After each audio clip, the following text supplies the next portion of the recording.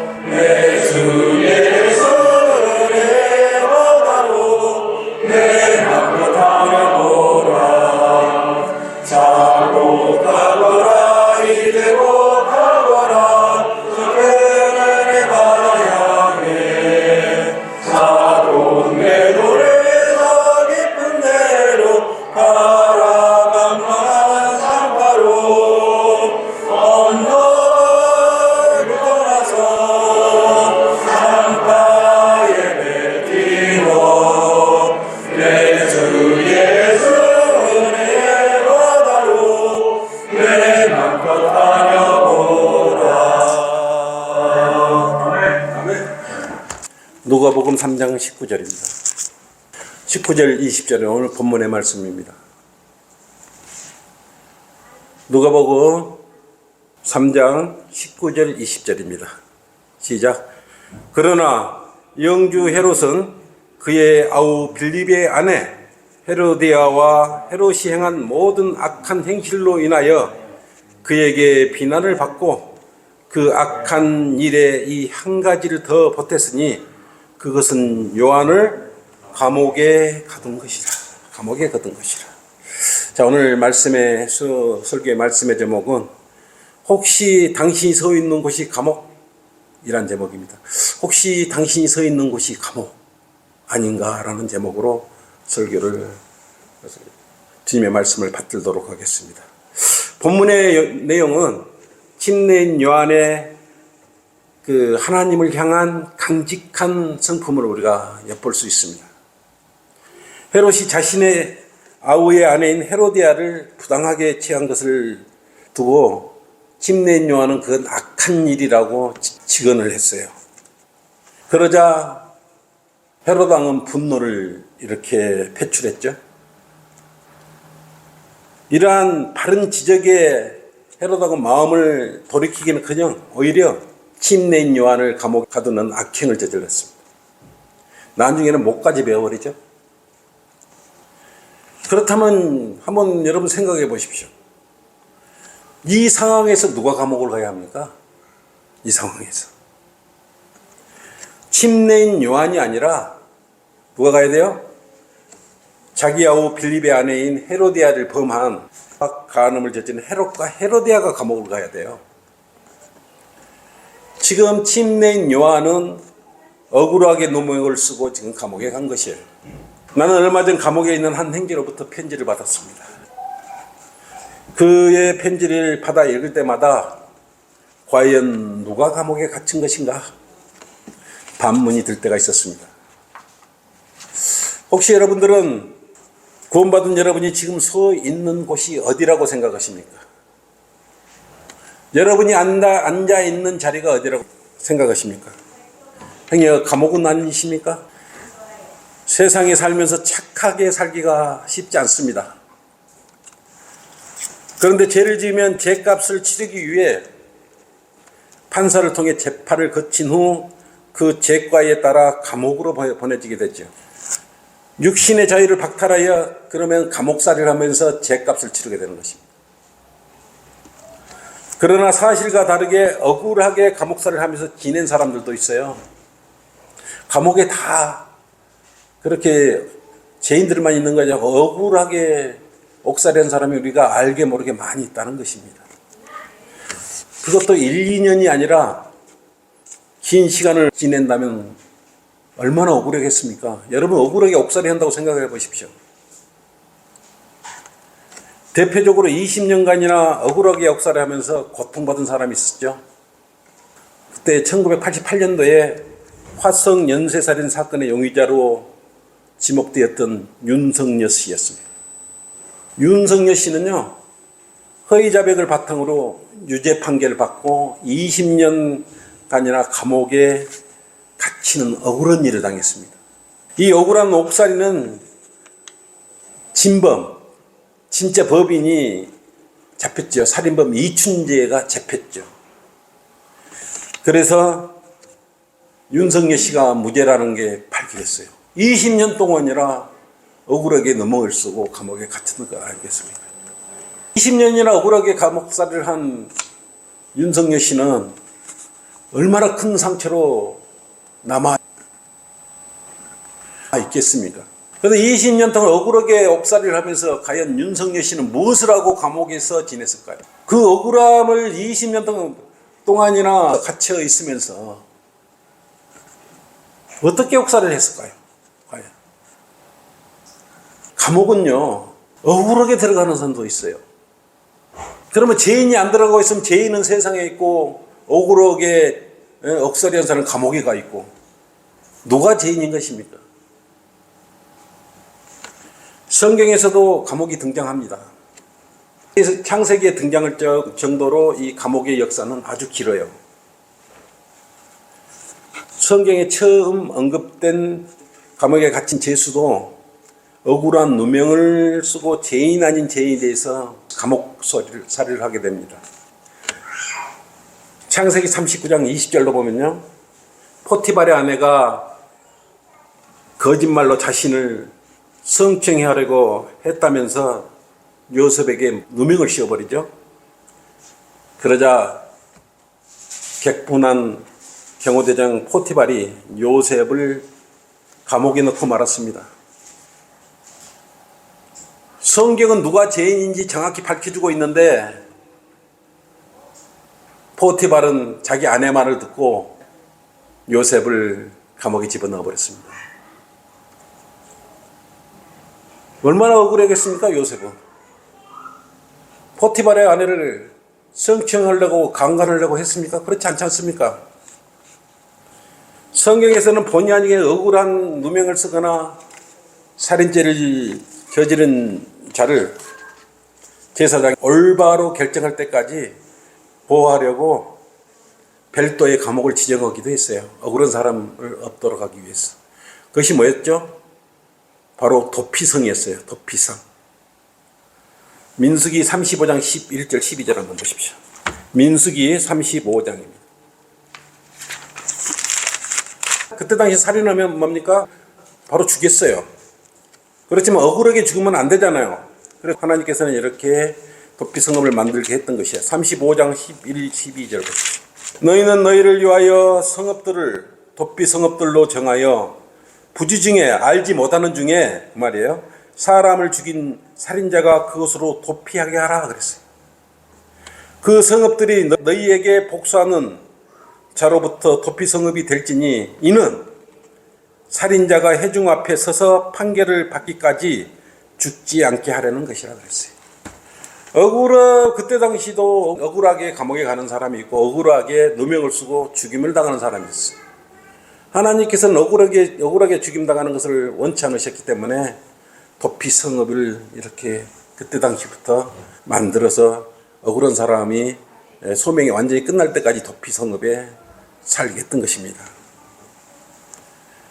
이처럼 성경은 세상의 죄인들이 정죄를 받을 것을 우려하여 정확한 판단이 이루어질 때까지 도피 성읍으로 피하여 보호받게 하였던 것입니다. 누명을 쓰고 억울함을 당하고 옥살이까지 한다면 얼마나 비통스럽겠습니까? 과연 누가 감옥에 갇혀야 하고, 과연 누가 감옥에 갇혔는데도 누가 죄인인지 오늘 본 설교를 통해서 우리가 교훈을 얻어야 되지 않겠습니까? 여러분은 지금 어디에 있습니까? 여러분이 있는 곳이 감옥이라고 생각하십니까? 자유로운 곳이라고 생각을 하십니까? 첫째, 혹시 당신이 서 있는 곳이 감옥이 아니십니까? 여러분은 지금 자신의 삶이 감옥 같다고 생각하십니까? 그리스도인은 세상을 바라보는 관점을 성경에서 찾아야 합니다. 감옥은 부정적인 이미지입니다. 조그만 창틀에 새창살이 갈아먹고 있고 철문이 2중 3중으로 되어 있어서 그곳에서 탈출할 수가 없으며 희망이 없기 때문에 우리는 그것을 감옥이라고 하는 것이에요. 육신의 몸이 자유롭게 왔다 갔다 하고 생각한 대로 모두가 다 이룰 수 있는 곳을 감옥이라고 하지는 않습니다. 여러분 동물원에 가봤죠? 아이들 데리고.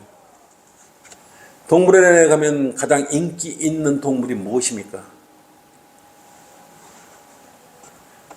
관람객들이 돈을 내고 원숭이들에게 다가가서 하나하나 껌을 던져줍니다. 원숭이가 던져주면 너무 잘 받아서요. 능수능란하게 또 받아가지고 껍질을 이렇게 까지 않습니까?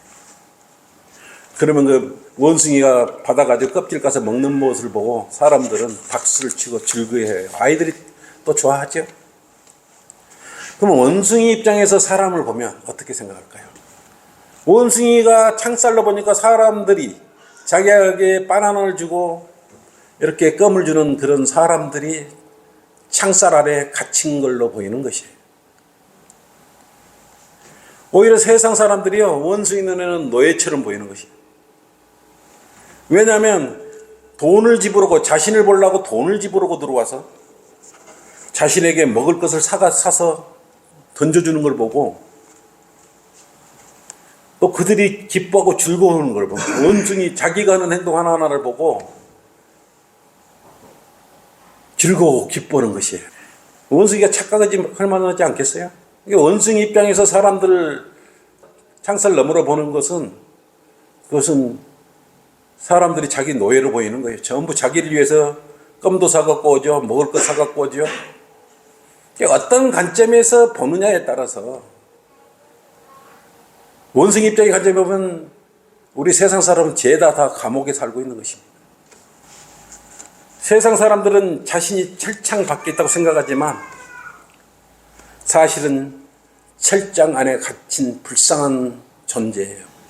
얼마나 세상살이가 힘들고 생존 경쟁이 심하면 사람들은 세상 사는 것을 두고 지긋지긋하고 감옥 같다고 이야기를 하고 또 생각을 합니다. 아이고 지긋지긋하네, 감옥보다 더 험하네, 이런 말들을 다 이야기를 하는 것입니다. 맞습니다. 주님과 동행하지 않는 곳 어디 곳이나 그것이 바로 감옥인 것입니다. 하나님을 알지 못하고 죽은 혼들은 이 땅도 감옥이고 죽음 후에 또 감옥에 가는 것입니다. 하나님과 동행하지 않는 사람, 하나님과 동행하지 않는 곳에 가는 것이 바로 감옥인 것입니다. 하나님의 일을 하지 않는 곳이 감옥인데 희망이 없어요. 그걸 보고 인생 감옥이라고 그러죠. 사람들은 감옥 같은 인생이라고 말하고 있습니다. 성경에서는 하나님과 동행하는 주의 일꾼들을 감옥에 있더라도 좌절하지 않았습니다. 주님을 원망하지도 않았어요. 마귀는 세상 사람들을 살아서는 감옥으로 보내고요, 죽어서는 지하 감옥으로 데리고 가서 함께 고통받고 영원히 살려고 장깨란 다 부리고 있습니다. 세상 사람들이 지금 속고 있는 것입니다. 마귀가 모든 제약을 동원하여 하나님을 섬기며 믿는 사람들을 감옥에 집어넣는다 하더라도 하나님과 함께 하면 그곳이 감옥이든 세상이든 하나님의 인도하심으로 더 큰 하나님의 일을 수행하게 되는 것입니다. 하나님의 일을 수행하면은요, 그것은 감옥이 아니에요. 좁고 넓다는 의미가 아니에요. 어느 곳이나 하나님과 함께 동행해서 하나님의 일을 하는 곳이라면 그것은 감옥이 아닙니다. 그래서 하나님을 믿는 사람들은 감옥이든 어디든 놀라운 간증의 역사가 있는 것입니다. 요셉은 비록 억울하게 누명을 쓰고 감옥에 갔지만 아무도 풀지 못한 7년 풍년 후 7년 가뭄이 온다는 파라오의 꿈을 해석을 해 주어서 총리라는 고위 자리에, 높은 자리에 오르게 되지 않습니까? 주님께서는 이 땅에서 공생의 사역을 하실 때도 자신을 따르라고 말씀하셨는데 그냥 따르라고 말씀하지 않았고 자기 십자가를 지고 따르라고 말했어요. 또 그들 모두에게 말씀하시기를 누구든지 나를 따라오려거든 자기를 부인하고 날마다 자기 십자가를 지고 나를 따르라 라고 이렇게 하시면서 먼저 선두에서 생명의 길로 인도하시겠다고 이렇게 하셨던 것이에요. 고난 없이 주님을 따르려고 한다면 주님의 십자가에 먹히려는 것입니다. 디모데후서 3장 12절로 그랬어요. 그리스도 예수 안에서 경건하게 살고자 하는 모든 사람들은 박해를 받을 것이라고 그랬어요. 박해를 받지 않고 살려고 하고 있습니까? 박해를 받지 않고 주의 종이 되려고 생각하고 있습니까? 그래서 예수님을 따르는 모든 사람은요, 박해가 따르는 것입니다.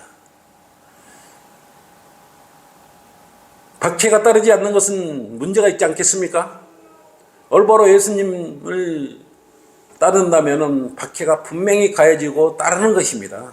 이 성경이 정확히 말씀하고 있는데 다소 과장으로 이렇게 말을 했지만 베드로가 뭐라 그랬습니까? 주님을 향해 고백한 말이 하나 있어요.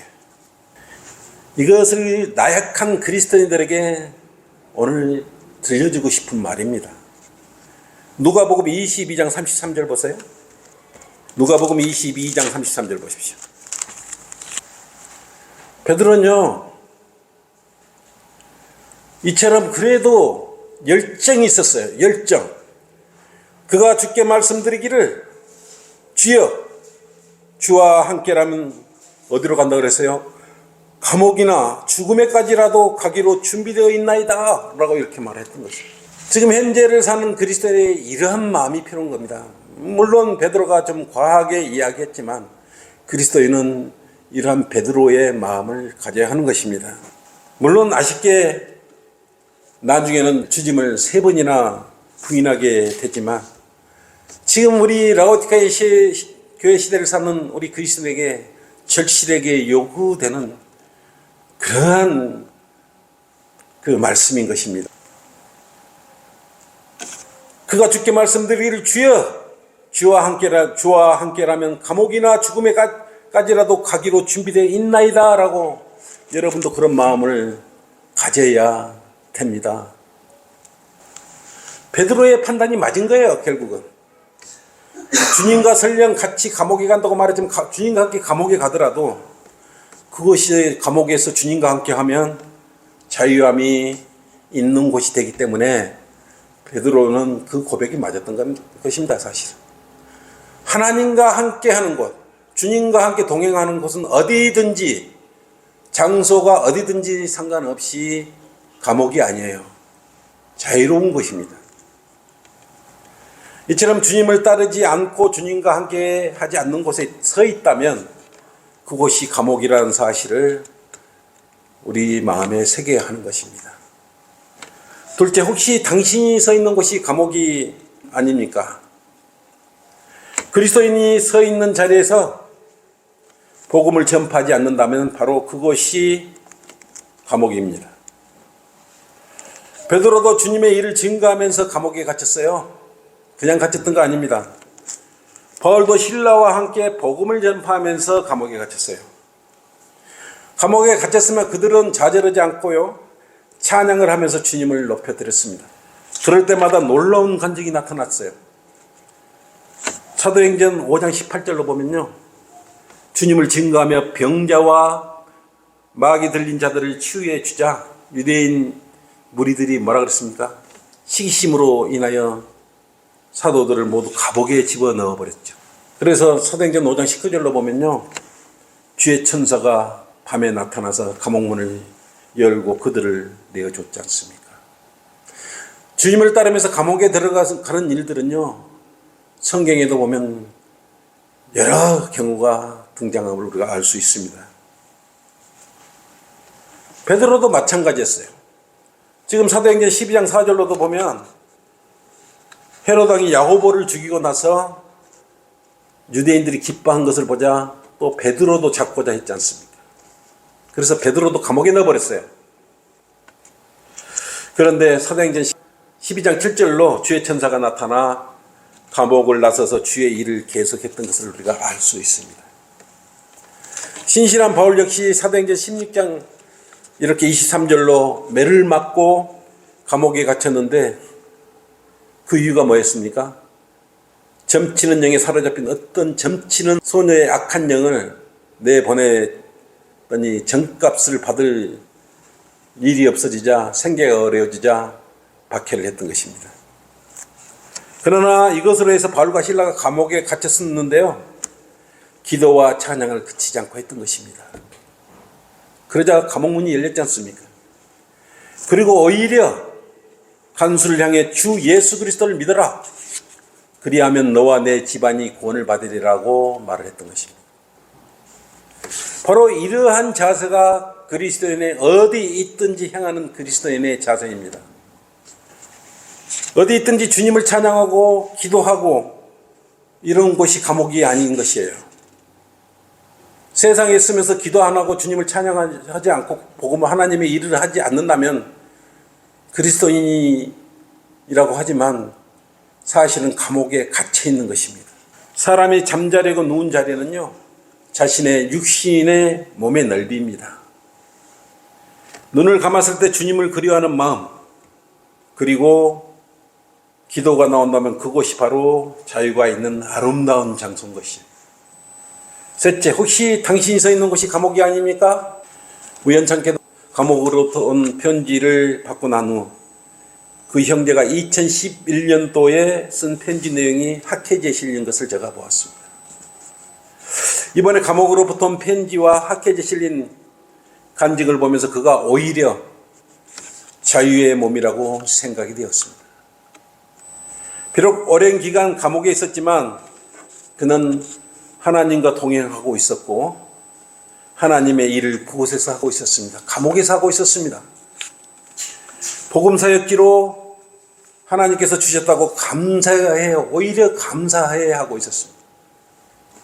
보통 사람들 같았으면 복음은 그냥 좌절하고 분노의 시간을 보내면서 복수의 시간을 보냈을 것인데 이 형제는 하나님의 일을 하면서 감옥을 자유롭게 누리고 있었는데 학계지에 실린 제목은 참다운 인생과 소망이라는 제목으로 실렸던 것입니다.